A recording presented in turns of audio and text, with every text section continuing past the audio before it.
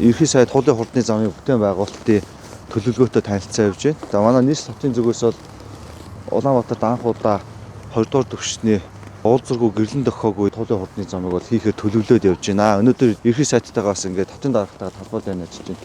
Нийт 33 км юм хурдны зам Баянзүрхөөс эхлээд 8 экзиттэй байхаар ерхийдээ ингээд төлөвлөө явж байгаа. За хамгийн ихний уулзур бол Амгалан дээр гараад араас нь Баянзүрх, Амгалан, Go Mongolia, Гүүр гээд ингээд 8 уулзуртай 33 км юм хурдны зам засгийн газраас 6 игнэгээр хийгсэн юм шийдвэр өгсөн. Зарим хэсэгтээ 4 игнэ, зарим хэсэгтээ 6 игнэтэй байсныг бол 6 игнэгээд болъё гэдэг.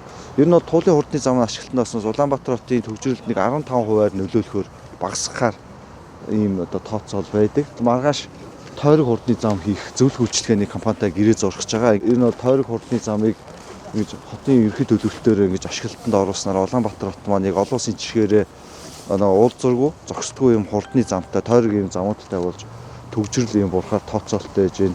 За туулын хурдны зам дээр бид нар Go Mongolia ган татлагтай гүүртэйгээ яаж уялдуулах талаас замтай өрийн хамгаалалтаа өнөөдөр цуг ажиллаад анхны төлөвлөлт юмуд ингээд ярилцаад явж байна. Тэгээд эх 7 хоногоос ер нь бол эхний байдлаар бол шийдлүүдээ гүүртэй огтлцох шийдлүүдээ эцлээд 1 сартаа багтаад ер нь бол туулын хурдны замыг тендерээр шалгаруулад 4 сартаа одоо ажлыг эхлүүлэхээр бэлтгэл ажлыг хангаж явж байна.